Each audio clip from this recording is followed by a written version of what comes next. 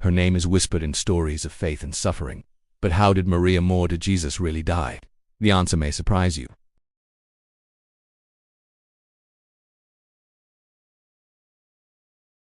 Maria Mão de Jesus is one such figure. Known for her profound faith and the immense suffering she endured, her life has become a powerful symbol for many. But the end of her story is shrouded in mystery, a puzzle with missing pieces that historians and believers have been trying to solve for years. Today, we're going to delve into the enigma surrounding her final days. First, let's understand who Maria Mão de Jesus was. For those unfamiliar with her story, she was a woman whose life was defined by extreme devotion and what many describe as a path of spiritual trial. Her name, which translates to Maria Hand of Jesus, itself suggests a deep connection to a higher purpose, a life dedicated to faith. Accounts of her life are filled with descriptions of her piety, her unwavering belief even in the face of unimaginable hardship, and her quiet resilience.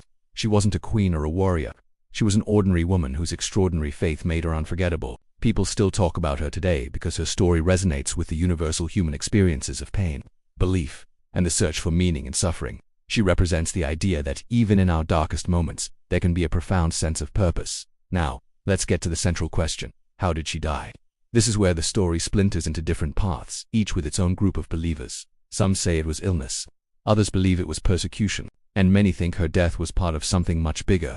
The most common and straightforward explanation is that Maria succumbed to a severe illness. Historical records from her time are often sparse and incomplete, especially for individuals who weren't part of the ruling class. In an era before modern medicine, diseases we now consider treatable could be devastating.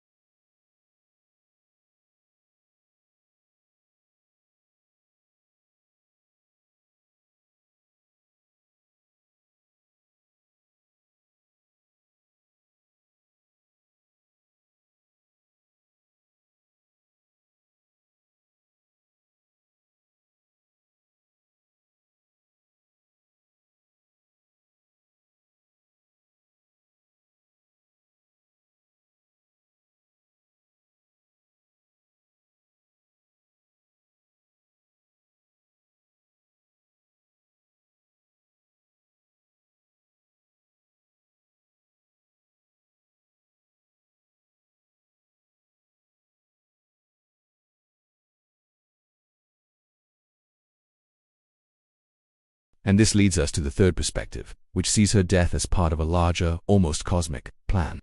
For many of her followers, Maria's suffering wasn't random. It was a reflection of the spiritual battles she fought. Her death, in this view, was the culmination of her life's purpose, a final act of sacrifice and devotion.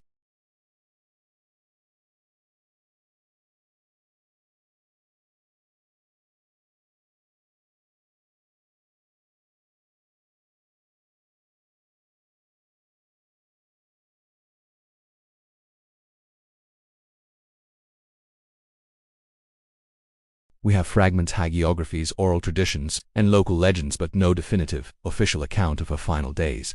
This historical silence is a canvas onto which these different beliefs are painted. Was the information lost to time, or was it intentionally obscured? This very ambiguity is what keeps her story alive, forcing each generation to re-examine the evidence and decide for themselves.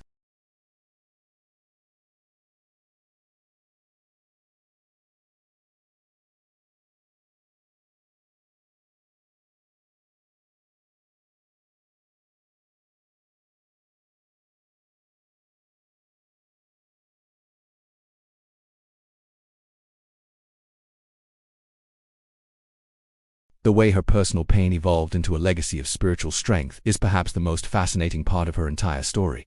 But here's the question no one agrees on. Was her death natural, or was she a victim of her circumstances?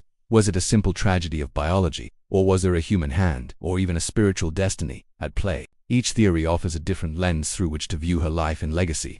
The illness theory emphasizes her humanity, the persecution theory elevates her to a martyr, and the spiritual theory transforms her into a symbol of divine purpose. The truth is, we may never know for certain. The lack of concrete evidence means that the story of Maria Mão de Jesus will likely always be a blend of history, faith, and mystery.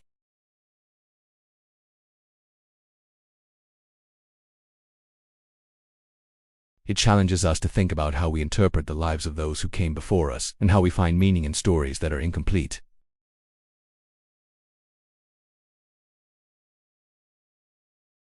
Was it illness, persecution, or something else entirely? Comment below and share your thoughts. Let's start a conversation.